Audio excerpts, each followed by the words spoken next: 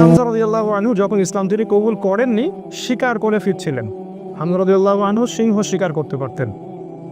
সিংহ শিকার, চারটাকারী কথা মনে পড়ছে। এরপর তিনি যখন যাচ্ছিলেন তখন এই দাসী হামজা রাদিয়াল্লাহু আনহুকে বললেন যে, আপনি যদি দেখতেন কিভাবে আপনার ভাতিজাকে আবু জেহেল অপমান করলো, তাকে গালিগালাজ করলো, তাকে আঘাত করলো, তাহলে আপনি স্থির থাকতে পারতেন না। হামজা রাদিয়াল্লাহু আনহু তখন বললেন, আওয়া ফাআলা হাদা, সে কি সত্যি এই কাজ করেছে? সেই দাসী বলল, বেলা ওয়াল্লাহ, আল্লাহর কসম করে বলছে অবশ্যই সেই কাজ করেছে। হামজা রাদিয়াল্লাহু আনহু বাসার দিকে না গিয়ে দারুন নাদওয়া অর্থাৎ মক্কার ওই যেটা কাবা দেখেন সেখানে গেলেন। সেখানে দেখলেন সেখানে আবু জেহেল তার দলবলকে নিয়ে সেখানে দাঁড়িয়ে আছে। হামজা রাদিয়াল্লাহু আনহু ঘোড়া থেকে নেমেই আবু জেহেলের কলার ধরলেন এবং প্রচণ্ড জোরে একটা ঘুষি দিলেন। প্রচণ্ড জোরে। বলে দেয়, আবু জেহেল কিন্তু ওই সময়কার মক্কার রাষ্ট্রনেতা, মক্কার গোত্রের সব গোত্রের রসিক, কিন্তু বনু মাখজুমের সর্দার। হামজা রাদিয়াল্লাহু আনহু এই কাজটা করলেন এবং বললেন, রুদ্দাহা ইন ইসতাতা, তো যদি ক্ষমতা থাকে আমাকে ঘুষি মেরে ফেরত দে। যদি ক্ষমতা থাকে, রুদ্দাহা ইন ইসতাতা, ক্ষমতা থাকলে আমার গালেও একটা মেরে দেখা। কথাটা তো এরকম আগে। আবু জেহেল কিছু করতে পারলো না। হামজা রাদিয়াল্লাহু আনহু বললেন, ইন্নী আশহাদু আল্লা ইলাহা ইল্লাল্লাহ ওয়া আকুলু মা ইয়াকুল, আমি সাক্ষ্য দিচ্ছি আল্লাহ ছাড়া কোনো মাবুদ নাই, আমার ভাতিজা যা বলে আমিও তাই বলি। রুদ্দাহা ইন ইসতাতা, যদি তোমার ক্ষমতা থাকে তাহলে আমাকে আঘাত করে দেখা। আজকে থেকে আমি তার দলে, সে যা বলে আমিও তাই বলি। হামজা রাদিয়াল্লাহু আনহু ছুটলেন তার ভাতিজার দিকে, দারুল আরকামে গিয়ে তাকে পেলেন এবং সেখানে গিয়ে বললেন, ইয়া ইবনে আখি, হে আমার ভাতিজা, কুনতু আনসুরুকা বিল হামিয়া, আমি তোমাকে এর আগে আত্মীয়তার সম্পর্কের জন্য প্রোটেক্ট করতাম। ওয়ালান আনসুরুকা লিল ইসলাম, আর আজকে থেকে আমি তোমাকে ইসলামের জন্য প্রোটেক্ট করব ইনশাআল্লাহ। এই ঘটনায় রাসূল সাল্লাল্লাহু আলাইহি ওয়াসাল্লাম এত খুশি হয়েছিলেন, তিনি হামজা রাদিয়াল্লাহু আনহুকে একদম বুকে জড়িয়ে ধরে চুমু খাইলেন। আর যখন হামজা রাদিয়াল্লাহু আনহু উহুদের মাঠে শহীদ হন, আমাদের নবীজি অঝোর নয়নে কেঁদেছেন। তার শাহাদাতের দৃশ্য যদি দেখতেন, আমরা দেখতে পারতাম তাকে বর্ষা নিক্ষেপ করে হত্যা করা হয়েছে। বর্ষাটা তার কলিজা ভেদ করে পিছন দিয়ে বের হয়ে গেছে, চোরাগোপ্তা হামলা চালিয়ে, কারণ সামনে থেকে তাকে মারার ক্ষমতা ছিল না। আজকেও ইসলামকে সামন থেকে শেষ করা এত সহজ না, এই জন্য পিছন থেকে সবসময় চক্রান্ত করতে থাকে এরা, কিভাবে কোথায় কি লাগায় দেওয়া যাবে, কিভাবে কি করা যাবে। আর তার কলিজাটা হিন্দা ছিঁড়ে দাঁত দিয়ে কামড়ানোর চেষ্টা করেছিল। এই হচ্ছে আমাদের শেকড়ের পূর্বপুরুষরা। তাই এই ঘটনাটা ওমর রাদিয়াল্লাহু আনহু দেখেছিলেন। ওই দিন এই ঘটনাটা ওমর রাদিয়াল্লাহু আনহু দেখলেন এবং বাসায় গিয়ে তিনি চিন্তা করতে থাকলেন যে সব ফাসাদের মূল মনে হয় মুহাম্মদ। এই ব্যক্তিদের কারণেই আরবের মধ্যে বিভক্তির সৃষ্টি হচ্ছে, ফিতনা ফাসাদ সৃষ্টি হচ্ছে। তাহলে আমার করণীয় কি? আমিও তো একটা গোত্রের নেতা, তিনি আদি গোত্রের নেতা ছিলেন। তো তিনি খোলা তরবারি হাতে চললেন, এবার তিনি নবীজিকে হত্যা করবেন। ওই যে ঘটনাটা জানেন আপনারা। প্রতিমধ্যে একজনের সাথে দেখা হলো, সে বললো যে নবীজিকে হত্যা করার আগে তুমি তোমার বোন আর ভগ্নিপতির বাসায় যাও, তারও তো ইসলাম কবুল করেছে। তিনি আসলেন, এসে দরজা যখন নক করলেন, দরজার আড়াল থেকে শুনতে পারলেন ভিতরে তিলাওয়াত হচ্ছে কিছু একটা। সূরা তাহা তিলাওয়াত হচ্ছিল। তাহা মা আনজালনা আলাইকাল কুরআনা লিতাশকা ইল্লা তাযকিরাতান লিমান ইয়াখশা তানজিলাম মিম্মান খালাকাল আরদা ওয়াস সামাওয়াতিল উলা আর রহমান আলাল আরশি ইসতাওয়া। তিনি দরজা খুলে ঢুকলেন এবং জিজ্ঞাসা করলেন, মা কুনতুম তাকরাউন, তোমরা কি পড়ছিলে? বোন অস্বীকার করলো যে আমি কিছু না, তাহাদ্দাসনা বাইনানা, আমরা পরস্পরে কথা বলছিলাম না। তখন তিনি বললেন যে ফালা তাকরিবা কুনতু সামিআতু ইন্নাকুমা সাবাতুমা, তিনি বললেন যে আমি শুনেছি তোমরা দুইজনে সাবা হয়ে গেছো, মানে বেদিন হয়ে গেছে, মিথ্যা বলবে না আমার কাছে। তখন তার ভগ্নিপতি বললেন, ইয়া ওমর হাল রাআইতা হাক্কান ফি গায়রি দীনি, এই কথাটা বললেন। হে ওমর, তুমি কি ইসলাম ছাড়া অন্য কোনো দিনের মধ্যে হক খুঁজে পেয়েছো? তখন তিনি বুঝতে পারলেন সত্যি সত্যি ইসলাম কবুল করেছে। তিনি মারধর শুরু করলেন। এক পর্যায়ে বোনকে থাপ্পড় মারলেন, রক্তাক্ত হয়ে গেলেন। এবং তার বোন তখন তার নাকের উপরেই বললেন যে শাহিদতু আল্লা ইলাহা ইল্লাল্লাহ ওয়া আন্না মুহাম্মাদান আবদুহু ওয়া রাসূলুহু কিফআল মা শি'তা, তোমার যা ইচ্ছা তুমি তাই করো, আমি সাক্ষ্য দিচ্ছি আমরা যে আল্লাহ ছাড়া কোনো ইলাহ নাই এবং মুহাম্মদ আল্লাহর রাসূল সাল্লাল্লাহু আলাইহি ওয়াসাল্লাম। ওমর রাদিয়াল্লাহু আনহু ঠান্ডা হলেন এবং যেহেতু বোনকে মারছেন, একটা ভালোবাসা তো কাজ করে। মাথা যখন ঠান্ডা হওয়া, তিনি জিজ্ঞাসা করলেন যে তোমরা কি পড়ছিলে? তিনি বললেন, নাচিনি অখতি, আমাকে ওই কাগজটা দেওয়া হয় আমার বোন, আমি একটু পড়ে দেখি। প্রথমে তিনি দিতে চান নাই, পরে তার ভগ্নিপতি বললে, তার স্বামী তাকে বললেন যে ইশারা করলেন তাকে দেও, কারণ তারা জানতেন ওমর রাদিয়াল্লাহু আনহু একজন স্বচ্ছ মনের মানুষ ছিলেন, মানে হয় হকের পক্ষে নাহলে বাতিলের পক্ষে, মন একদম ফ্রেশ, ভিতরে কোনো প্যাচ নাই, মানে আমাদের মতো না কিন্তু, মানে কিছু কিছু হকে আবার কিছু কিছু বাতিলে, দেখেন না সুবিধা খোঁজে, আজকে যদি অনুকূল থাকে তাইলে প্রতিকূল থাকলে নাই, এই টাইপের ছিলেন, একদম স্টেপ ফরওয়ার্ড যে আমি হয় এদিকে আছি না এদিকে।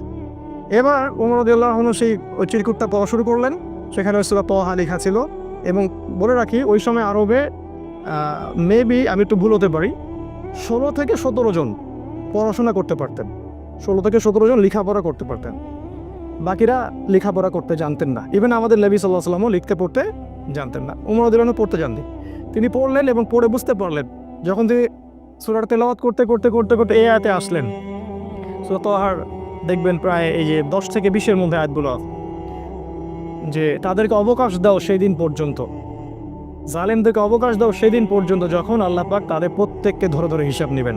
এই আয়াতগুলো যখন তিনি পড়তে লাগলেন তখন তার হৃদয়টা গলে, মানে আল্লাহর কালাম তো তিনি বুঝতে পারছেন তিলাওয়াত, তিনি আর থাকতে পারলেন, স্থির থাকতে পারলেন না। তিনি একটা কথা বলেন, আমিন হাদা ফাররাত কুরাইশ, কুরাইশ তাকে এটা থেকেই পালাচ্ছে, তার ইশারা করলেন যে কুরাইশটা এখান থেকেই পালাচ্ছে। তিনি চমকিয়ে দরদর করে পানি পড়তে লাগলেন, তিনি বললেন খুজুন ইয়া রাসূলুল্লাহি ওয়া আসফারে, আমাকে আল্লাহ রাসূল এবং তার সাহাবীদের কাছে নিয়ে চলো, আযহাবু ইলাইহি ওয়া আসলিমু, আমি তার কাছে যাবো এবং ইসলাম কবুল করব। তিনি চললেন দারুল আরকামের দিকে, সেখানে ছিলেন হামজা রাদিয়াল্লাহু আনহু, ওই যে কিছুদিন আগে ইসলাম কবুল করছেন। হামজা রাদিয়াল্লাহু আনহু একজনকে পাঠালেন, দরজায় দেখো কে নক করছে, সে গিয়ে দেখলো সাহাবীর নাম সম্ভবত খাব্বাব রাদিয়াল্লাহু আনহু। তিনি দেখলেন ফুটা দিয়ে যে ওমর ইবনুল খাত্তাব দরজার বাইরে তরোয়াল হাতে আছে, তিনি ভয় পেয়ে গেলেন, ভিতরে এসে বললেন ক্বাদ জা ইবনুল খাত্তাব বিসাইফ, ইবনুল খাত্তাব তরোয়ালি হাতে এসেছে। তখন ওমর, সবাই ভয় পেয়ে গেলেন, আবু বকর সিদ্দিক সহ, যে এবার না জানি কি হয়, কিয়ামত হয়ে যাবে এখানে, কারণ তার প্রচণ্ড রাগ ছিল। তিনি যে কত বড় যোদ্ধা ছিলেন সেটা বদরের মাঠে গেলে বুঝতে পারবেন, বদরের মাঠে আবার যখন যাবো সব। তো হামজা রাদিয়াল্লাহু আনহু বললেন, মা লাকুম ক্বাদ উজিতুম, তোমাদের কি হয়েছে, তোমরা ভয় পাচ্ছ কেন? ইফতাহু লাহুল বাব, তার জন্য দরজাটা খুলে দাও। লাউ ইউরিদ বিহি খায়রান ইয়াসলিম, সে যদি উত্তম কিছুর জন্য আসে ইসলাম কবুল করবে। আও ইউরিদ গায়রা যালিক ইয়াকুনু কাতলুহু আলাইনা হাইয়িনা, আর যদি ও খারাপ কোনো ইন্টেনশন এখানে আসে, ওকে আমরাই ধরে মেরে ফেলে দিব। এই যে হামজা, উনিও কাউকে টারান না, তুমি এত বড় যোদ্ধা তো কি বিস, আমরাও তোমার চেয়ে কম না। তো তিনি ওমর রাদিয়াল্লাহু আনহুর কলারটা ধরে ভিতরে নিয়ে আসলেন, নিয়ে এসে দরজার সাথে ঠেকিয়ে দিয়ে বললেন যে আলা তানতাহি হাত্তা ইয়ানজিলাল্লাহু বিকা কারিয়া, আলা তানতাহি হাত্তা ইয়ানজিলাল্লাহু বিকা কারিয়া, তুমি কি ততদিন পর্যন্ত বিরত হবে না যতদিন না আল্লাহ পাক তোমার উপরে কোনো শাস্তি আযাব পাঠাচ্ছে আসমান থেকে? এভাবে তিনি ধমক দিলেন আর কি। ওমর রাদিয়াল্লাহু আনহু ঠান্ডা হলেন, কারণ উনি তো ইসলাম কবুল করতে সেখানে আসছেন। এরপর রাসূল সাল্লাল্লাহু আলাইহি ওয়াসাল্লাম সেখানে বের হলেন, তিনি রাসূলের সামনে দাঁড়িয়ে, ওমর ইবনুল খাত্তাব রাসূল সাল্লাল্লাহু আলাইহি ওয়াসাল্লামের সামনে দাঁড়িয়ে বললেন, ইয়া রাসূলুল্লাহ, হে আল্লাহর রাসূল, জিতুকা উমিনু বিল্লাহি ওয়া রাসূলিহি, আমি আল্লাহ এবং তার রাসূলের প্রতি ঈমানদার হয়েই এখানে এসেছি। ওয়া বিমা জিতা বিহি মিন ইনদিল্লাহ, এবং আপনি আল্লাহর পক্ষ থেকে যে কিতাব নিয়ে আসছেন তার প্রতি ঈমানদার হয়েই আমি এখানে আসছি। কালিমার সাক্ষ্য দিলেন, রাসূলকে বুক ভরে বললেন যে এর আগ পর্যন্ত আমি ইসলামের যে বিরোধিতা করেছি, আজকের পর থেকে আমি ইসলামের পক্ষের শক্তি হয়ে কাজ করবো ইনশাআল্লাহ। আর তোমরা ইসলাম আমার আগে কবুল করে যত নেকি কামাই করেছো, আজকে থেকে ইনশাআল্লাহ আমি তোমাদেরকে টক্কর দিব ইনশাআল্লাহ। তিনি ঘর থেকে বের হয়ে গেলেন, প্রথমে গেলেন আবু জেহেলের বাসা। আবু জেহেলের বাসা নক করে বললেন, আরে আলিমতা আন্নী কদ আসলামত, তুমি কি জানো যে আমি ইসলাম কবুল করেছি? বুকের পাঠা দেখছেন? দিন পালন করে বাসায় বলতেই পারে না যে আমি কোরআন সুন্নাহ ফলো করছি, আমি দিন পালন করছি। বাপের ভয়, মায়ের ভয়, সরকারের ভয়, নেতা খেতার ভয়, কত ভয়। আমাদের বাপদাদাই কি আসলে এরকম ছিলেন? কিন্তু আবু জেহেলের বাসায় গিয়ে বললেন, তুমি কি হাল আলিমতা আন্নী কদ আসলামত, আবু জেহেল তুমি কি জানলা যে আমি ইসলাম কবুল করছি? আবু জেহেল আকাশ থেকে পড়লো, হাল ফাআলতা হাদা, তুমি কি সত্যি এটা করেছো? লা তাফআল, এটা করিও না। ও ভয় পেয়ে যাচ্ছে, কারণ এ তো ইসলামে গেলে খবর আছে আমাদের। তখন উনি চোখ মুখ বড় করে বলেছেন, বাল ফাআলতা, আমি অবশ্যই ইসলাম কবুল করেছি। এরপরে গেলেন ওয়ালিদ বিন মুগীরার বাসায়, ওখানে একই কথা বললেন। তারপর আরেক কাফেরের বাসায় আরেক একই কথা বললেন। এরপর আসলে কাবা ঘরে এসে বললেন, যে ইয়া আইয়ুহান নাস, হে হে হে লোক সকল, ইলামু আন্নী কদ আসলাম, তোমরা জেনে রাখো আমি ইসলাম কবুল করেছি। ওয়ান শাহিদতু আল্লা ইলাহা ইল্লাল্লাহ ওয়া আন্না মুহাম্মাদান রাসূলুল্লাহ, আমি সাক্ষ্য দিয়েছি আল্লাহ ছাড়া কোনো মাবুদ নাই, মুহাম্মদ সাল্লাল্লাহু আলাইহি সাল্লাম আল্লাহর বান্দা এবং রাসূল। এরপরে লোকজন তাকে মারা শুরু করলো, সবাই তাকে মারা শুরু করলো, পারতেছিল না তার সাথে, তিনি একাই 8-10 জনকে ডিফেন্ড করতেছিলেন। এক পর্যায়ে সেখানে আরও কিছু গোত্রনেতা আসে এবং তাদের মারামারিটা বন্ধ করে দেন। এবার দেখেন, মারামারি বন্ধ করে দিয়ে একজন ওমর রাদিয়াল্লাহু আনহুকে বলছিলেন যে আফালা কুনতা কাতামত, ওমর তুমি কি চুপ থাকতে পারতে না? এই যে আমাদের হিকমা আছে না, চুপ থাকো, ওমর তুমি কি চুপ থাকতে পারতে না? ওমর ইবনে খাত্তাব বলছেন, ওয়াল্লাহি লা আকতুমুল হাক্কা ওয়া হুয়া আলামু, যখন আমি সত্য জেনেছি আল্লাহর কসম করে বলছি আমি সত্যকে গোপন রাখবো না। লাউ ফাররিকান্নাল হাক্কা মিনাল বাতিল কামা ফাররাকাল্লাহু বাইনাল লাইলি ওয়ান নাহার, আমি সত্যকে মিথ্যা থেকে আলাদা করে দিব, ঠিক যেমন করে আল্লাহ রাত থেকে দিনকে আলাদা করে দেন। এই ঘটনার পরে তার নাম হয়েছে আল ফারুক, পার্থক্যকারী। যেমন করে মিরাজের ঘটনার পর আবু বকর সিদ্দিকের নাম হচ্ছে কি? সিদ্দিক। প্রত্যেকটা বিষয়ে একটা ঘটনা আছে, পড়তে হবে, এগুলো জানতে হবে। আপনি ওই রাজ্যে বিচরণ করবেন তখন ইনশাআল্লাহ। এবার ইসলাম শক্তিশালী, কারণ বড় বড় দুইজন নেতা আমাদের পক্ষে, মনে করেন পুতিন আমাদের পক্ষে, মনে করেন ওই আরও বড় বড় কিছু নেতা আমাদের পক্ষে। এখন ইসলাম শক্তিশালী, তাদের কাছে ক্ষমতা আছে, লোকজন জনবল আছে, আর অর্থ সম্পদ আছে। এবার রাসূল সাল্লাল্লাহু আলাইহি ওয়াসাল্লাম এর কাছে গিয়ে ওমর রাদিয়াল্লাহু আনহু বললেন, ইয়া রাসূলুল্লাহ আলাসনা আলাল হক আলাইসু আলাল বাতিল, এভাবে বলতে থাকলেন, আমরা কি হকের উপর নাই, ওরা কি বাতিলের উপর নাই? আলাসনা মুসলিমান, আমরা কি মুসলিম না? আলাইসুল মুশরিকিন, তারা কি মুশরিক না? আমরা কেন এখানে গোপন এভাবে ইসলামের দাওয়াত দিব? আজকে থেকে প্রকাশ্য দাওয়াত দিব। এই তারপর থেকে ইসলামের প্রকাশ্য দাওয়াত শুরু হল, এবং মিছিল করতে করতে তারা কাবা ঘরে গেলেন এবং সবাই স্লোগান দিতে থাকলেন, লা ইলাহা ইল্লাল্লাহ মুহাম্মাদুর রাসূলুল্লাহ, লা ইলাহা ইল্লাল্লাহ মুহাম্মাদুর রাসূলুল্লাহ। এবার আরবের লোকরা জাজলনামার একটা দৃশ্য দেখতেছে, রেভলিউশন। হঠাৎ করে এই যে 50-60-70 জন মানুষ বের হচ্ছে রাস্তায় এবং কালিমার স্বাক্ষর হচ্ছে। ওই সময় কিন্তু এই পপুলেশনটা খুব কম না, একটু বেশি। এবার নির্যাতনের মাত্রা আরও বাড়তে থাকলো। আমাদের হাতে অল্প সময় আছে, আমি 5 মিনিটে শেষ করছি ইনশাল্লাহ। নির্যাতনের মাত্রা বাড়তে থাকলো এবং এক পর্যায়ে সাহাবীদের প্রতি এমন মর্মান্তিক নির্যাতন করা হলো। কিছু নমুনা আপনারা জানেন, ওই যে বিলাল রাদিয়াল্লাহু আনহুর ঘটনা, সুমাইয়া রাদিয়াল্লাহু আনহার ঘটনা, আবার খাব্বাব, তারপর মুসআব বিন উমাইর, এদিকে উসমান রাদিয়াল্লাহু আনহু, ইভেন আবু বকর সিদ্দিক, সমস্ত সাহাবীকেই টর্চার করা হলো। মানে ফিজিক্যাল, মেন্টাল, ইকোনমিক্যাল, এমন কোনো টর্চার নেই যেটা করা হয়। এরপর রাসূল সাল্লাল্লাহু আলাইহি ওয়াসাল্লাম তাদেরকে বললেন, আবিসিনিয়ায় তোমরা হিজরত করো, দিন কায়েম। দেখেন অনুকূল পরিবেশে এখন আমরা প্রকাশ্য দাওয়াত দিচ্ছি, এখানে নির্যাতন হচ্ছে, ওখানে কিন্তু বোম ব্লাস্ট করছি না। আমরা বলছি যেখানে দিন পালনের সুযোগ আছে, অনুকূল পরিবেশ আছে, তোমরা সেখানে চলে যাও। সাহাবীরা চলে গেলেন ইথিওপিয়ায়, ওই যে আমি গতদিন খুতবায় বলেছিলাম, আবিসিনিয়ায়। ওখানে একজন বাদশা ছিলেন, সেই বাদশার নাম নাজাশী। সে ছিল একজন খ্রিস্টান নাসারা। একজন খ্রিস্টান আমাদেরকে আশ্রয় দিল। সব খ্রিস্টান এক না, সব খ্রিস্টান এই পশ্চিমা সভ্যতার মতো ওই ছেলে বিয়েকে জায়েজ বলে না। এরা গডলেস পিপল, এই পৃথিবীর সবচেয়ে বড় জালেম ফেরাউন এরা, এবং আবু জেহেলও বটে। এই বাদশা নাজাশী আমাদেরকে আশ্রয় দিলেন, আমরা রেফিউজি ছিলাম সেখানে, ওরা আমাদেরকে আশ্রয় দিল এবং আমরা সেখানে শান্তিপূর্ণ একটা পরিবেশে দিন পালন করতে থাকলাম। প্রথমে একবার হিজরত হলো, তারপর আরও একটা দল হিজরত করলো, এবং কাফেররা বসে থাকেনি, তাও সেখানে কূটনৈতিক তৎপরতা চালালো। আমর ইবনে আসকে সেখানে পাঠানো হয় এবং সেখানে মোনাজারা, বাহাস হয়। সেই বাহাসে জাফর রাদিয়াল্লাহু আনহু ওই বাদশার সামনে দাঁড়িয়ে সূরা মারিয়াম তেলাওয়াত করেছিলেন। আর ওই বাদশা কিন্তু ছিল নাসারা বা খ্রিস্টান। সূরা মারিয়ামের তেলাওয়াত শুনে সেই বাদশার চোখ দিয়ে ঝরঝর করে পানি পড়তে থাকে। তিনি বুঝতে পারলেন যে এটা আল্লাহর পক্ষ থেকে এসে। তিনি বলেছেন একটা কথা, এটা লোক সামলাতে পারছেন। তিনি বলেছেন যে ইন্নাহা লাহুদান ইয়াখরুজু মিন মিশকাতিন ওয়াহিদা মা আনজালাল্লাহু আলা ঈসা ইবনে মারইয়াম ইন্নাহা লাহুদা ইয়াখরুজু মিন মিশকাতিন ওয়াহিদা, এটা বলেছেন। এই বাদশা নাজাশী বলেছিলেন যে তুমি যে তেলাওয়াত করলে শুনে মনে হচ্ছে ঈসার কাছে যেটা এসেছিল এটা সেই একই আমার বর্তিকা থেকে এসেছে। এ তো খ্রিস্টান, এই কি এদের মতো খ্রিস্টান? এরা কি এখান থেকে হেদায়েত নেবে না? সেই বাদশা নাজাশী মুসলিমদেরকে আশ্রয় দিলেন, সেখানে আমরা থাকলাম। এক পর্যায়ে এদিকে নির্যাতন আরও বাড়তে থাকলো। রাসূল সাল্লাল্লাহু আলাইহি ওয়াসাল্লাম এবং সাহাবীদেরকে 3 বছর বয়কট করা হলো। 3 বছর তারা ওই যে পাহাড়ের পাদদেশে ওটাকে বলা হয় শিয়ারে আবু তলেব, সেখানে 3 বছর গাছের ছাল পাতা খেয়ে গেছে।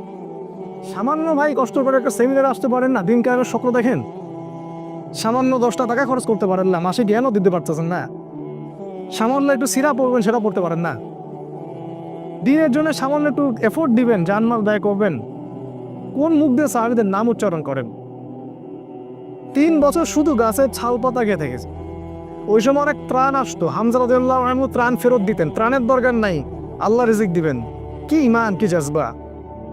আমাদের বাধ্যতা সবাই, আমাদের শেকড়, আমাদের গায়ে তাদেরই রক্ত আছে, কিন্তু কোনো না কোনো ভাবে উপমহাদেশ ইসলাম তারা প্রচার করেছে। যাই হোক, এবার এই বয়কটটা যখন উঠে যায়, তখন রাসূল সাল্লাল্লাহু তায়েফে হিজরত করলেন। সেখানে ঘটনা আপনারা জানেন, সেখান থেকে তাকে মারধর করে বের করে দেওয়া হয়। তিনি আবার মক্কায় চলে আসেন।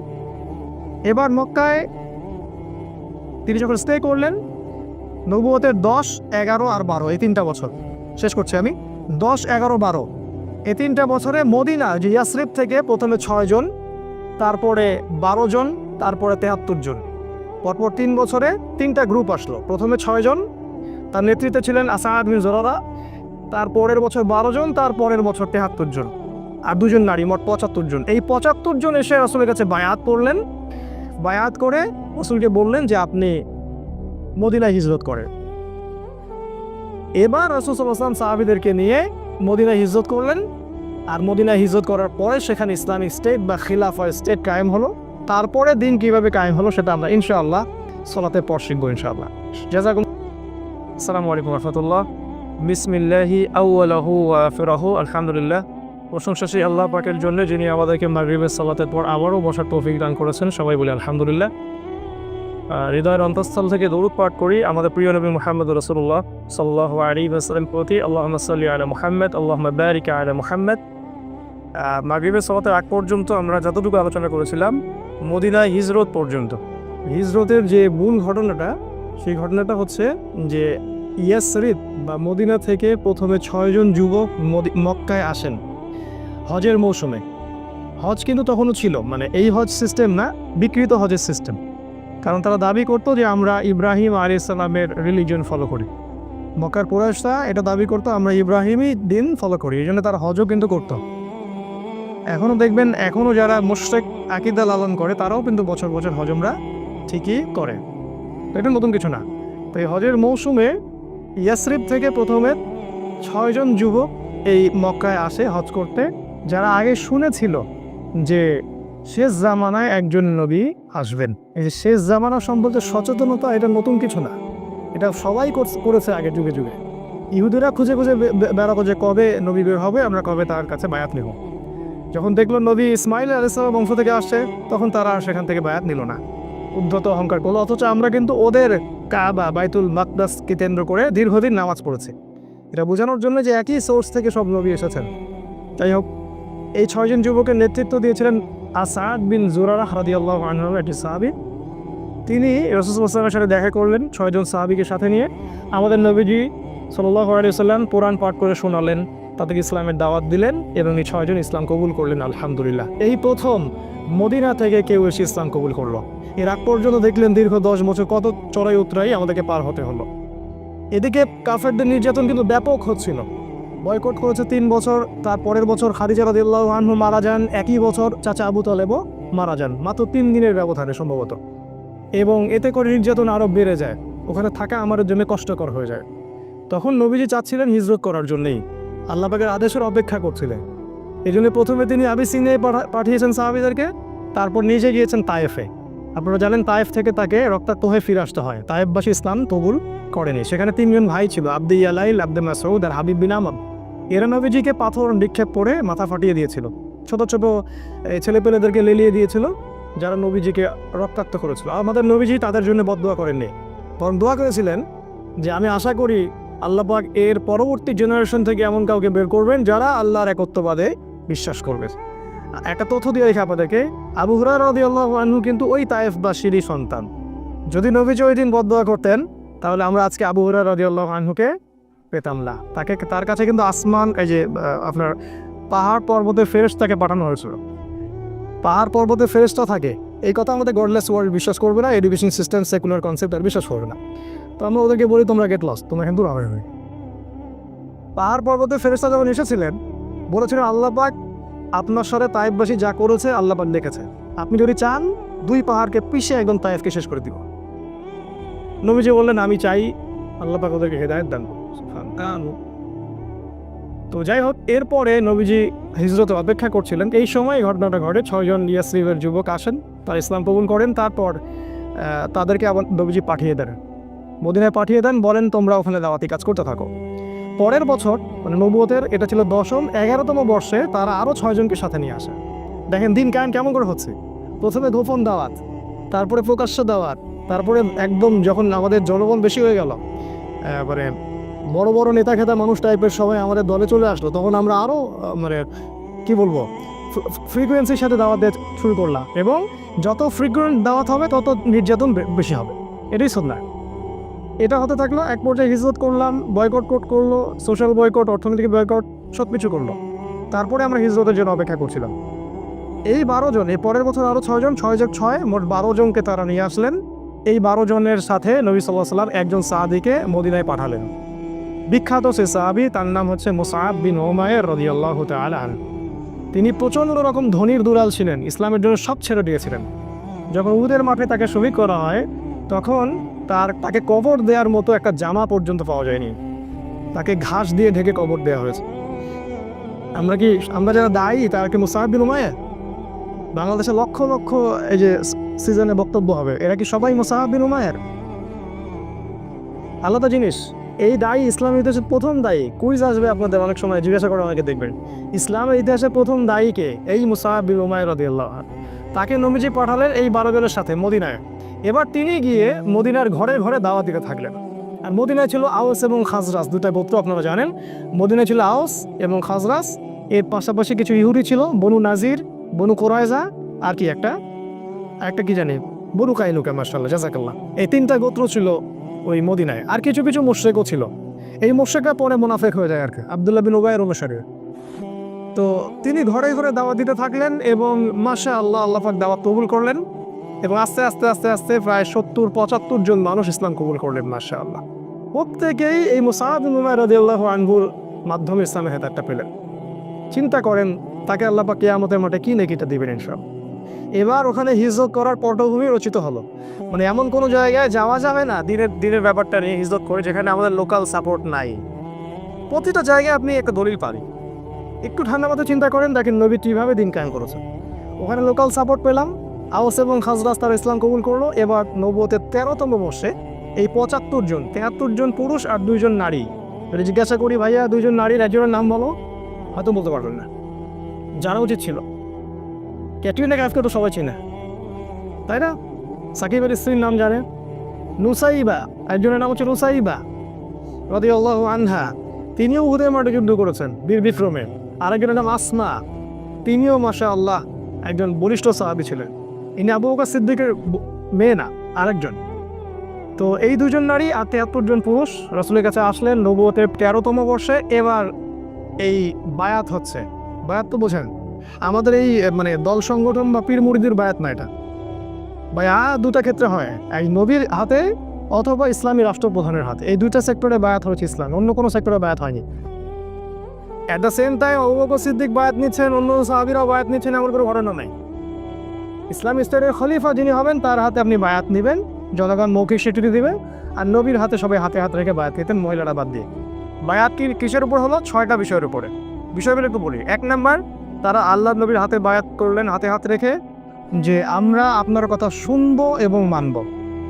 যারা অ্যাসোসিয়েশন করতে চান, ফাউন্ডেশন করেন বা দিন কায়েম করতে চান, ছোট স্কেলে হোক আর বড় স্কেলে হোক, যেই নেতা হোক না কেন, সে হাবশি গোলামও হোক না কেন, সে যদি কোরআন এবং সুন্নাহ অনুযায়ী আপনাদেরকে পরিচালিত করে, তার কথা আপনাকে শুনতে হবে, মানতে হবে। প্রথম বায়াতের এটা সেক্টর ছিল। আমরা হাতে হাত রেখে বায়াত করতে বলিনি, শিক্ষাটার কথা বলছি। না হলে কোনো অ্যাসোসিয়েশন, কোনো সংগঠন, কোনো ফাউন্ডেশন বা কোনো দাওয়াতি কাফেলা টিকবে না, অসম্ভব। শ্রবণ আনুগত্য নাই, সামি'না আতা'না নাই, টিকবে না।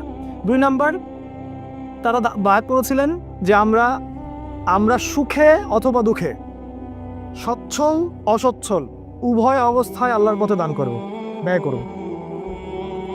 চিন্তা করেন, 3 নাম্বার বলেছে আমরা সৎ কাজের আদেশ করব। 4 নাম্বার অসৎ কাজে নিষেধ করব।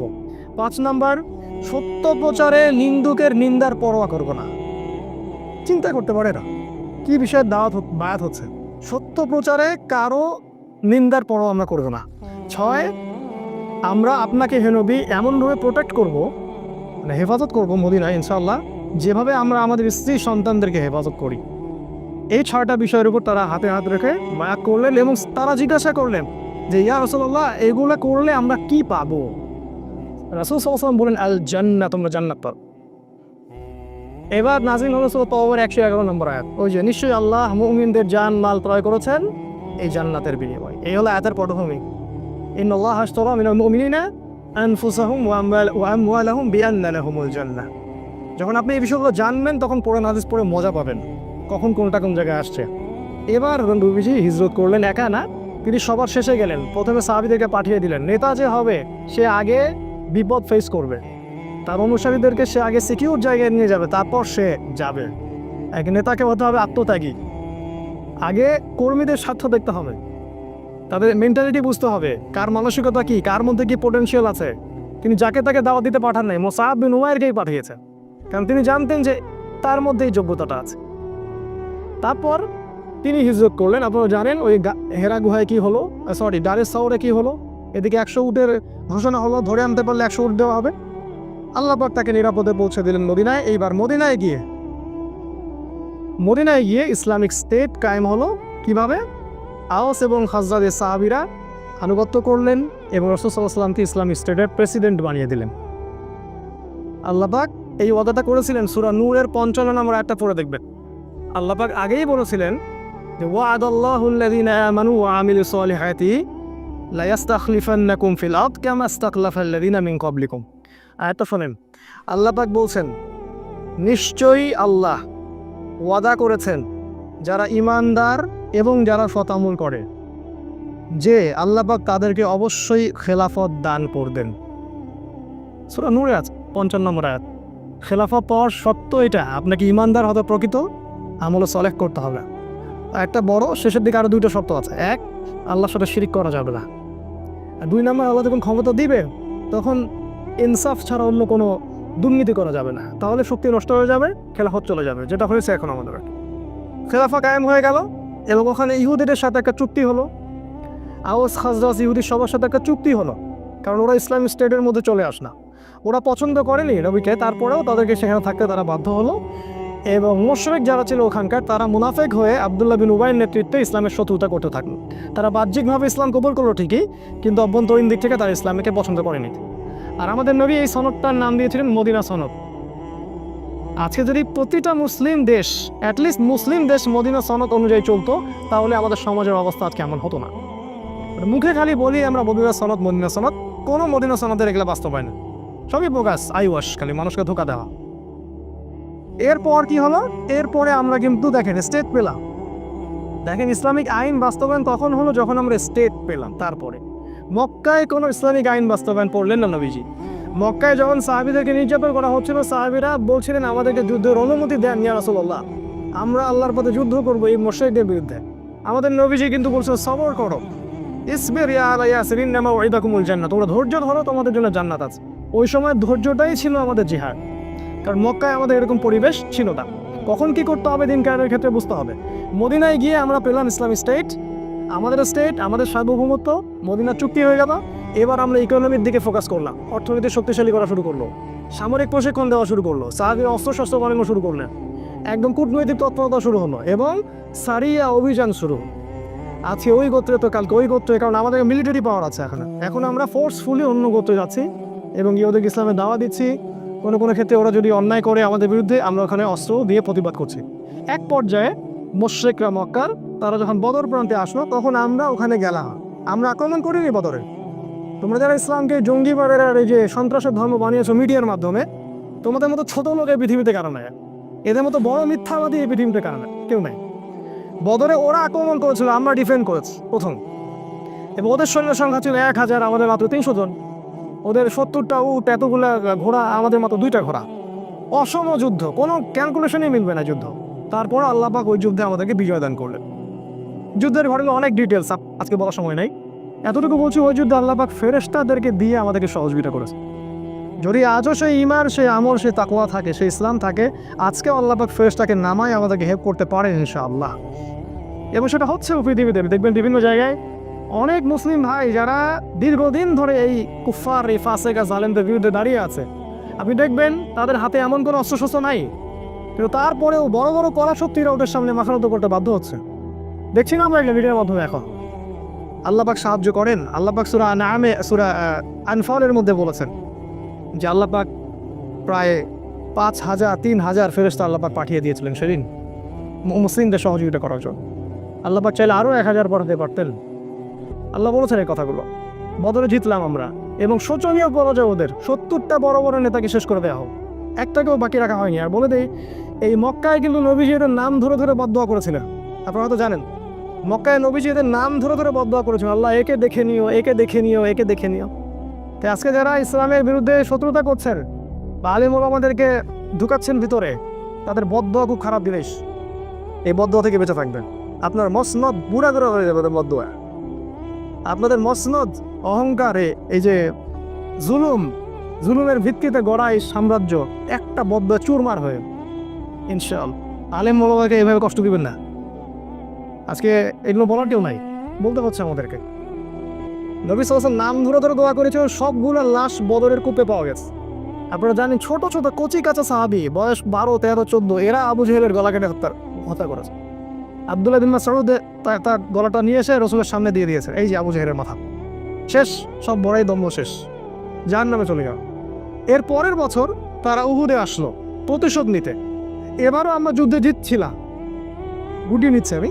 এবারও কিন্তু আমরা যুদ্ধে প্রায় জিতেই গিয়েছিলাম। নবীজি বলেছিলেন, এই পাহাড় থেকে তোমরা 50 জন নামবে না। যদি দেখো আমাদেরকে পাখি ঠোকরাচ্ছে লাশের উপরে, তারপরেও তোমরা এই 50 জন এখান থেকে নামবে না। নেতার আদেশ, ভালো করে দেখেন। আমি বাবা বলছি, আপনার নেতা যেই হোক না কেন, সে যদি কোরআন সুন্নাহর অনুকূলে আদেশ করে, আপনি আল্লাহর রাস্তায় সেটা মানতে বাধ্য। কেন? না হলে ইসলামের ক্ষতি হয়ে যাবে, দিনের ক্ষতি হয়ে যাবে। ওই 50 জন দেখলেন যে যুদ্ধে আমরা প্রায় জিতে গেছি, আল গানিমা বলে তারা ওখানে দৌড়ানো শুরু করলেন। আর এই সুযোগের অপেক্ষা করছিলেন কে? খালিদ বিন ওয়ালিদ। তখন তিনি ইসলাম কবুল করেননি। তিনি পিছন দিক থেকে ঘোড়সাওয়ার নিয়ে আসলেন এবং একেবারে কচু কাটা বলতে যা বোঝা, একদম ছিন্ন ভিন্ন হয়ে গেল যুদ্ধের ময়দান। সমস্ত সাহাবী বিচ্ছিন্ন হয়ে পড়লেন। ইভেন আমাদের নবী সাল্লাল্লাহু আলাইহি ওয়াসাল্লামও একা হয়ে পড়লেন। তার পাশে মাত্র 7 জন কি 9 জন সাহাবী বাকি ছিলেন। আমাদের নবীজি বললেন, কে আছো এদের থেকে আমাকে প্রোটেক্ট করবে? একটা একটা করে সাহাবী বলছিলেন, আমি আমি আমি, এবং জীবন দিচ্ছিলেন। তালহা রাদিয়াল্লাহু আনহু তিনি বলেছেন যে আমার এই বুকের মধ্যে তীর এসে লাগছিল এবং আমার ওই সময় ঘুম পাচ্ছিল। সুবহানাল্লাহ। এবং সাকিনা আল্লাহ পাক দিয়েছিলেন। তিনি এক হাতে তরবারি নিয়ে লড়াই করছিলেন। তার গায়ে পরে দেখা গেছে 70টা অস্ত্র চোটের দাগ আছে, 70টার মতো। তালহা রাদিয়াল্লাহু আনহা, তাকে বলা হয় জীবন্ত শহীদ। তার পাশেই মাত্র 7 থেকে 9 জন সাহাবী ছিলেন। তারা প্রত্যেকে জীবন উৎসর্গ করে নবীজিকে প্রোটেক্ট করলেন। আমাদের নবীজির আহত হলেন, তার দাঁত ভেঙে গেল। এইখানে এই ডান চোয়ালের ভিতরে কড়া আছে না, লৌহ বর্মের কড়া, এটা ঢুকে চলে গেছিল ভিতরে। 3 জনের নাম আজকে বলতেছি না, সময় কম, সময় লেগে যাবে। এই 3 জন নবীকে আক্রমণ করেছিল আর কি। ইবনু কামিয়া একজনের নাম, একজন সাদ ইবনে আবি ওয়াক্কাসের ভাই, এরা মিলে নবীকে আক্রমণ করেছিল। তো নবীজি রক্তাক্ত হলেন, আহত হলেন, এবং সাহাবীরা প্রায় 70 জন সাহাবী শহীদ হয়ে গেল। তার মধ্যে বিখ্যাত সাহাবী হামজা রাদিয়াল্লাহু আনহু ছিলেন, যাকে বর্ষা নিক্ষেপ করে হত্যা করা হয়। এই মুসআব বিন উমাইর রাদিয়াল্লাহু আনহুও শহীদ হয়ে গেলেন। এগুলো বলা আমার খুব পিপাসা ছিল, ইনশাল্লাহ পরে এক সময় হবে। যে এই সাহাবীর ডান হাত কেটে ফেলা হয়, ডান হাত দিয়ে অস্ত্র চালাচ্ছিলেন, ডান হাত কেটে ফেলা হয় অস্ত্রের আঘাতে। তারপর বাঁ হাত দিয়ে তরোয়াল চালাচ্ছিলেন। একজন মুসলিম কখনো পরাজিত হয় না শেষ পর্যন্ত সে সাদায় পড়ার চেষ্টা করেন। তারপর তিনি বুকের সাথে পতাকাটাকে জড়িয়ে রেখেছিলেন। এই অবস্থায় তাকে দ্বিখণ্ডিত করে হত্যা করা হয়। এই হলো মুসআব বিন উমাইর রাদিয়াল্লাহু। এরকম অসংখ্য সাহাবী, 70 জন সাহাবী সেদিন শহীদ হয়ে গেলেন। কেন? ওই যে নেতা আদেশ করেছিলেন, ওখান থেকে নেমো না, যদি আমাদেরকে দেখো পাখি ঠোকরাচ্ছে তাও নেমন। তারা কিন্তু দৌড়ালেন গানিমা, এই ভুলের মাসুল দিতে হলো। এবং সাময়িকভাবে আমরা উহুদ যুদ্ধে কিন্তু মোটামুটি বলা যায় পরাজিত বা প্রান্তে চলে গেলাম। যদিও বা তারপরে ওই সাহাবীদের মাধ্যমে এবং আল্লাহ রাসূল ডাক দিলেন, এই সাহাবীরা তোমরা আমার কাছে চলে আসো, তখন সাহাবীরা যখন তার কাছে আসলেন, নবী সাল্লাল্লাহু আলাইহি ওয়াসাল্লাম আস্তে আস্তে করে উহুদ পাহাড়ের দিকে উঠে গেলেন এবং তাকে সেভ করা হলো। কিন্তু ব্যাপক ক্ষতি হয়ে গেল ইসলামের। 70 জন সাহাবী শহীদ হয়ে গেলেন। এই হলো উহুদ। তারপর আসলো খন্দক। পরের বছর তারা আবার আক্রমণ করলো। এবার তারা ওই ইহুদিদের সাথে চুক্তি করে আক্রমণ করলো। ভিতরের ইহুদি বনু কুরাইজার সাথে চুক্তি করে তারা আক্রমণ করলো।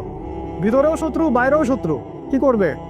এখন সালমান আল ফারসি তিনি পরামর্শ দিলেন, ইয়া রাসূলুল্লাহ, সামনে একটা খন্দক করে ফেলেন। এটা হচ্ছে পারস্যের টেকনিক, মানে ওই সময় ইরাক ইরান এই জায়গার টেকনিক, যুদ্ধ টেকনিক, কৌশল। খন্দক থাকলে ওরাও আসতে পারবে না, আমরাও ডিফেন্ড করতে পারবো। আমাদের নবীজি খেয়ে না খেয়ে সেই খন্দক খুঁড়লেন নিজে, খালি পেটে, পেটের মধ্যে পাথর বেঁধে। প্রত্যেক সাহাবীকে 10 হাত করে জায়গা দেওয়া হলো, তোমরা খোঁড়ো।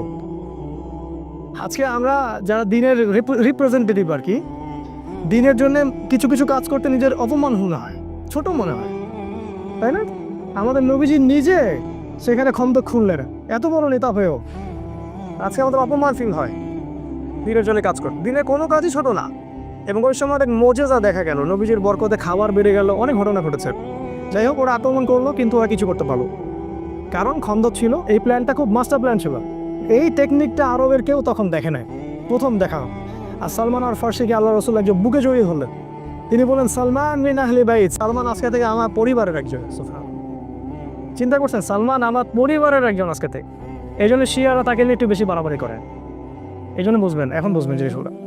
তারপরে এবার সেখানে একজন বিখ্যাত সাহাবী ছিলেন, সাদ ইবনে মুআয রাদিয়াল্লাহু আনহু। তার একটা কথা ছিল, এই কথাটা বলে আমি আগাচ্ছি। তিনি বলেছিলেন, ইয়া রাসূলুল্লাহ, আপনি যুদ্ধ করেন, আমরা মুসাকে তার কম যা বলেছিল আমরা কখনো আপনাকে সেটা বলবো না।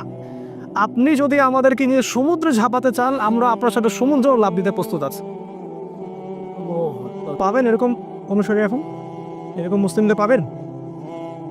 এই সাদ ইবনে মুআয রাদিয়াল্লাহু আনহুকে এই খন্দকের যুদ্ধে শহীদ করা হয় এবং তিনি দোয়া করেছেন, আল্লাহ, মুশরিকদের সাথে যদি কোনো যুদ্ধ বাকি থাকে আমাকে জীবিত রেখো। তিনি শহীদ হলেন এবং শহীদ হওয়ার আগে বললেন যে আজকের পর থেকে মুশরিকরা আমাদেরকে আর আক্রমণ করবে না। আমি আল্লাহর কাছে দোয়া করেছিলাম, যদি মুশরিকদের সাথে কোনো যুদ্ধ বাকি থাকে আল্লাহ আমাকে আপনি বাঁচিয়ে রাখেন। আজকে আমি শহীদ হচ্ছি, তার মানে এরপর থেকে ইসলাম আরও সামনের দিকে যাবে, আর ওরা আমাদেরকে আক্রমণ করতে পারবে না। এবং তাই হলো। এরপর থেকে তারা আর আমাদেরকে আক্রমণ করতে পারলো না। এরপর থেকে সব কাউন্টার অ্যাটাক শুরু হলো এবং আমরা এবার অফেন্সিভলি অ্যাটাক করা শুরু করলাম। আগে আমরা ডিফেন্স করছিলাম, এবার আমরা অ্যাটাক করা শুরু করলাম। আস্তে আস্তে আরও তো বিভিন্ন গোত্রগুলো আমরা আস্তে আস্তে কতলগত করলাম। এবং 6ষ্ঠ হিজরিতে গিয়ে নবী সাল্লাল্লাহু আলাইহি ওয়াসাল্লাম হুদাই ওই যে ওমরা করতে যেতে চাইলেন, তারা পথ আটকে দিল।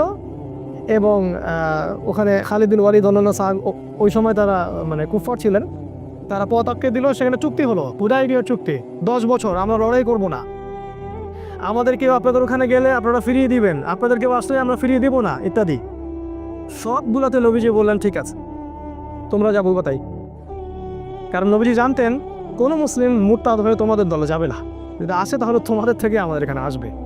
এবং তিনি চাচ্ছিলেন, দেখেন মাস্টার প্ল্যানটা ছিল এই নবীজির মাস্টার প্ল্যান। দিন কায়েম মানে আপনাকে মাস্টার প্ল্যান করতে হবে, একদম বড় প্ল্যান, ছট পোষে আপনাকে প্ল্যান মাফিক।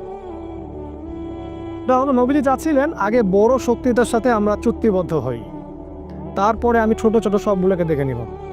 কারণ ছোট ছোট কারা? মদিনার মুনাফিক, ওই বনু কুরাইজা, বনু কাইনুকা, বনু নাজির, এদেরকে দেখতে হবে। কারণ এরা সত্য প্রচারে নিন্দুকের নিন্দার পরোয়া করবে না। চিন্তা করতে পারে না কি বিষয়ের বায়াত হচ্ছে। সত্য প্রচারে কারো নিন্দার পরোয়া আমরা করবো না। 6, আমরা আপনাকে হে নবী এমনভাবে প্রোটেক্ট করব, মানে হেফাজত করব মদিনায় ইনশাআল্লাহ, যেভাবে আমরা আমাদের স্ত্রী সন্তানদেরকে হেফাজত করি। এই 6টা বিষয়ের উপর তারা হাতে হাত রেখে বায়াত করলেন এবং তারা জিজ্ঞাসা করলেন যে, ইয়া রাসূলুল্লাহ, এগুলো করলে আমরা কি পাবো? রাসূল সাল্লাল্লাহু আলাইহি ওয়াসাল্লাম বলেন, আল জান্নাত, তোমরা জান্নাত পাবে। এবার নাযিল হলো সূরা তাওবার 111 নম্বর আয়াত, ওই যে নিশ্চয়ই আল্লাহ মুমিনদের জান মাল ক্রয় করেছেন এই জান্নাতের বিনিময়ে। এই হলো আয়াতের পটভূমি। ইন্নাল্লাহা আশতারা মিনাল মুমিনিনা আনফুসাহুম ওয়া আমওয়ালাহুম বিআন্না লাহুমুল জান্নাহ। যখন আপনি এই বিষয়গুলো জানবেন তখন কোরআন হাদিস পড়ে মজা পাবেন, কখন কোনটা কোন জায়গায় আসছে। এবার নবীজি হিজরত করলেন একা না, তিনি সবার শেষে গেলেন। প্রথমে সাহাবীদেরকে পাঠিয়ে দিলেন, নেতা যে হবে সে আগে বিপদ ফেস করবে, তার অনুসারীদেরকে সে আগে সিকিউর জায়গায় নিয়ে যাবে, তারপর সে যাবে। এক নেতাকে হতে হবে আত্মত্যাগী, আগে কর্মীদের স্বার্থ দেখতে হবে। তাদের মেন্টালিটি বুঝতে হবে, কার মানসিকতা কি, কার মধ্যে কি পোটেনশিয়াল আছে। তিনি যাকে তাকে দাওয়াত দিতে পাঠান নাই, মুসআব বিন উমাইরকেই পাঠিয়েছেন, কারণ তিনি জানতেন যে তার মধ্যে এই যোগ্যতাটা আছে। তারপর তিনি হিজরত করলেন। আপনারা জানেন ওই হেরা গুহায় কি হলো, দারে সাউরে কি হলো। এদিকে 100 উটের ঘোষণা হলো, ধরে আনতে পারলে 100 উট দেওয়া হবে। আল্লাহ পাক তাকে নিরাপদে পৌঁছে দিলেন মদিনায়। এইবার মদিনায় গিয়ে ইসলামিক স্টেট কায়েম হলো। কিভাবে? আওস এবং খাজরাজের সাহাবীরা আনুগত্য করলেন এবং রাসূল সাল্লাল্লাহু আলাইহি ওয়াসাল্লামকে ইসলামিক স্টেটের প্রেসিডেন্ট বানিয়ে দিলেন।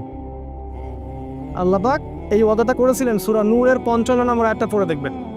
আল্লাহ পাক আগেই বলেছিলেন যে ওয়া'আদাল্লাহুল্লাযীনা আমানু ওয়া আমিলুস সলিহাতি লা ইস্তাখলিফান্নাকুম ফিল আরদ কামা ইস্তাখলাফাল্লাযীনা মিন ক্বাবলিকুম। আয়াতটা শুনেন, আল্লাহ পাক বলছেন নিশ্চয়ই আল্লাহ ওয়াদা করেছেন যারা ঈমানদার এবং যারা সৎ আমল করে যে আল্লাহ পাক তাদেরকে অবশ্যই খেলাফত দান করবেন। সূরা নূরে আছে 55 নম্বর আয়াত। খেলাফত পাওয়ার শর্ত এটা, আপনাকে ঈমানদার হতে প্রকৃত আমল সলেহ করতে হবে। একটা বড় শেষের দিকে আরো 2টা শর্ত আছে। এক, আল্লাহর সাথে শিরিক করা যাবে না। আর 2 নম্বর, আল্লাহ যখন ক্ষমতা দিবেন তখন ইনসাফ ছাড়া অন্য কোনো দুর্নীতি করা যাবে না, তাহলে শক্তি নষ্ট হয়ে যাবে, খেলাফত চলে যাবে, যেটা হয়েছে এখন আমাদের। খেলাফা কায়েম হয়ে গেল এবং ওখানে ইহুদিদের সাথে একটা চুক্তি হলো। আওস খাজরাজ ইহুদি সবার সাথে একটা চুক্তি হলো, কারণ ওরা ইসলামিক স্টেটের মধ্যে চলে আস না, ওরা পছন্দ করেনি নবীকে, তারপরেও তাদেরকে সেখানে থাকতে তারা বাধ্য হলো। এবং মুশরিক যারা ছিল ওখানকার, তারা মুনাফিক হয়ে আব্দুল্লাহ বিন উবাইয়ের নেতৃত্বে ইসলামের শত্রুতা করতে থাকলো। তারা বাহ্যিকভাবে ইসলাম কবুল করলো ঠিকই, কিন্তু অভ্যন্তরীণ দিক থেকে তারা ইসলামকে পছন্দ করেনি। আর আমাদের নবী এই সনদটার নাম দিয়েছিলেন মদিনা সনদ। আজকে যদি প্রতিটা মুসলিম দেশ, অ্যাটলিস্ট মুসলিম দেশ মদিনা সনদ অনুযায়ী চলতো, তাহলে আমাদের সমাজের অবস্থা আজকে এমন হতো না। মুখে খালি বলি আমরা মদিনা সনদ, কোনো মদিনা সনদের এগুলো বাস্তবায়ন, সবই বোগাস, আইওয়াশ, খালি মানুষকে ধোকা দেওয়া। এরপর কি হলো? এরপরে আমরা কিন্তু দেখেন স্টেট পেলাম। দেখেন ইসলামিক আইন বাস্তবায়ন তখন হলো যখন আমরা স্টেট পেলাম। তারপরে মক্কায় কোনো ইসলামিক আইন বাস্তবায়ন করলেন না নবীজি। মক্কায় যখন সাহাবীদেরকে নির্যাতন করা হচ্ছিল, সাহাবীরা বলছিলেন আমাদেরকে যুদ্ধের অনুমতি দেন ইয়া রাসূলুল্লাহ, আমরা আল্লাহর পথে যুদ্ধ করবো এই মুশরিকদের বিরুদ্ধে।